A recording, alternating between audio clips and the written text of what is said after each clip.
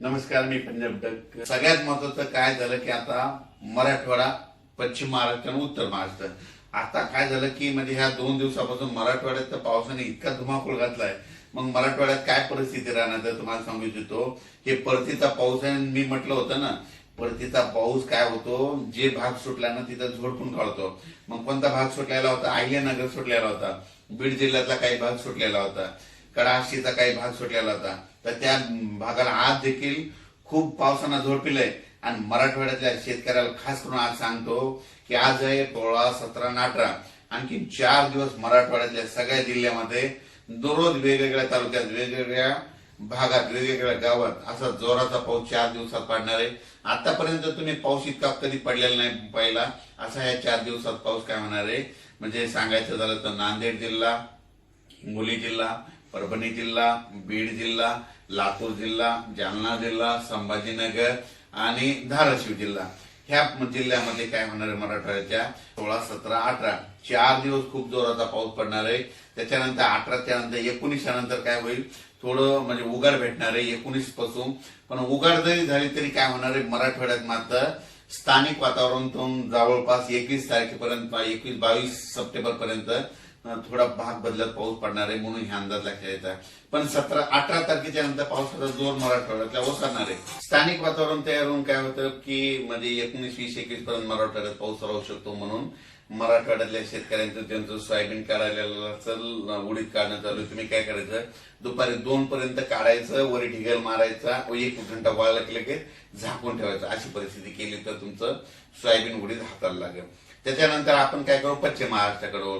पश्चिम महाराष्ट्राकडे सोलापूर जिल्हा, सांगली जिल्हा, सातारा जिल्हा, कुडाळ ते म्हणजे सातारा जिल्हा, अहिल्यानगर, नाशिक जिल्हा, ह्या पट्ट्यातल्या शेतकऱ्याला सांगू इच्छितो की 16, 17, 18 4 दिवस दररोज वेगवेगळ्या भागात, वेगवेगळ्या गावात, वेगवेगळ्या तालुक्यात जोराचा पाऊस पडणार आहे, विजेच्या कडकडासह पडणार आहे. म्हणून हा अंदाज लक्षात येतात. म्हणजे विजा अशा असतील की ह्या विजा कडकड वाजणार नाहीत, असं वेगळं असं बँडचा जसा आवाज येतो ना, तशा विजाचा आवाज येईल. म्हणून तुम्ही काय करायचं, ह्या 4 दिवस जरा सतर्क करायचं.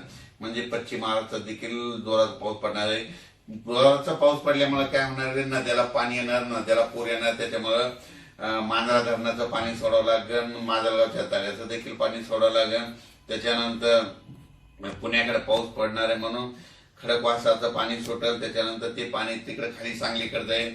नद्याच्या पाण्याच्या पातळीत वाढ होणार आहे. म्हणून सातारा, सांगली, कोल्हापूर, सोलापूरच्या शेतकऱ्यांनी हा अंदाज लक्षात घ्यायचा. आता त्याच्यानंतर आपण उत्तर महाराष्ट्राकडे.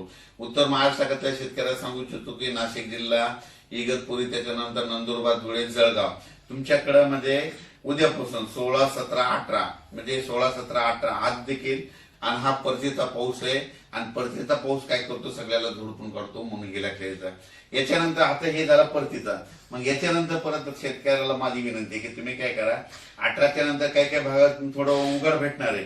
पण त्याच्यानंतर काय होणार आहे, 24 तारखेच्या नंतर म्हणजे 25, 26, 27 तारखेच्या दरम्यान परत राज्यात पावसाचं वातावरण तयार होणार आहे. म्हणून हे देखील अंदाज लक्षात घ्यायचा. 18 ते 23च्या दरम्यान सगळ्यात जास्त चांगलं सूर्यदर्शन काय होईल, विदर्भात भेटणार आहे. म्हणजे विदर्भात, पूर्व विदर्भ, पश्चिम 5 ते 11 जिल्ह्यामध्ये जरा चांगलं सूर्यदर्शन होईल. पण त्याच्यानंतर मराठवाड्यात देखील काय होईल, सूर्यदर्शन होईल. पण काय होईल, स्थानिक वातावरण तयार होऊन त्या भागात देखील 21 तारखे सप्टेंबर पर्यंत पाऊस पडेल. म्हणून हे लक्षात येतं. पश्चिम महाराष्ट्रात देखील तशीच परिस्थिती राहील आणि उत्तर महाराष्ट्रात देखील राहील. आणि राहिला प्रश्न आता म्हणजे तेलंगणा, आंध्र प्रदेश आणि कर्नाटक, ते शेतकऱ्याचे मला फोन आले की आमच्या परिसराची काय परिस्थिती. तर तेलंगणा, आंध्र प्रदेश आणि कर्नाटकचे जे जितके तालुके, त्या शेतकऱ्याला सांगू इच्छितो की तुमच्याकडे देखील म्हणजे 18 पर्यंत चांगला जोराचा पाऊस पडणार आहे. काही ठिकाणी मुसळधार पडणार आहे, कुठं अतिमुसळधार पडणार आहे. म्हणून हा अंदाज लक्षात. नागपूरकडं म्हणजे आता आपण सांगितलं होतं ना की 18 तारखेपासून नागपूरकडे चांगलं सूर्यदर्शन होईल. बंधाऱ्यानं सांगितलं होतं की ह्या 13 तारखेला अहिल्यानगरकडं म्हणजे बीड जिल्ह्यात अहिल्यानगर कडे खूप पाऊस पडत आणि 1.25 लाखानं पाणी सुटेल असं तिथं आपण तसं पाणी सुटलंय. आणि त्याच्यानंतर आपण एका ठिकाणी विहिरीच्या पाणी पूजनाचा कार्यक्रम केला होता. ते लाड जवळगावचे शेतकरी केवळ म्हटले सगळ्या महाराष्ट्रात पाऊस पडला आणि आमच्या लाड जवळगावात पडला नाही. मग त्यांना तिथून काय केलं, अभ्यास केल्याच्या अंती त्यांना म्हटलं तुम्ही काही चिंता करू नका, आणि तिथं इतका पाऊस पडला. आता त्यांचे मेसेज आले ते तळं देखील भरलं. ते विहिरीचं ज्या पूजन केलं ना त्या विहिरीच्या लेवर पाणी आलंय.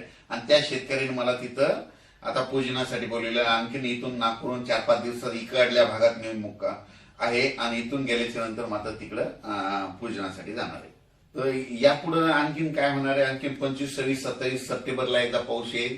10, 11, 12, 13, 14 ऑक्टोबरला एकदा 4 दिवस पाऊस येईल. पण ते पाऊस जवळपास 2500-1000 गावामध्ये पडेल. आणि त्याच्यानंतर काय होईल, 24, 25, 26 ऑक्टोबरला एकदा दिवाळीमध्ये थोडं तुरळक ठिकाणी येईल पाऊस, लय काय येणार आहे. आणि 2 नोव्हेंबरला थंडी येणार आहे. आता माझी सगळ्या सोयाबीन शेतकऱ्याला एक विनंती, काय करायचे एक सगळ्यात सोपं सांगतो शेवटी जाता जाता, की सोयाबीन काय करायची, दुपारपर्यंत लेबरला काढायला लावायची ऊन पडल्याच्या नंतर. दुपारीपर्यंत काढल्याच्या नंतर काय होतं, वाळलेल्या सोयाबीनला 1 घंटा चांगलं ऊन भेटलं की दुपारी म्हणजे 1 ते 2 वाजेपर्यंत त्या 2 तासामध्ये उचलून लगेच ढिगल मारून घ्यायचा. असं केलं तर तुमचं सोयाबीन खराब होणार नाही, तुमच्या हातामध्ये येईल.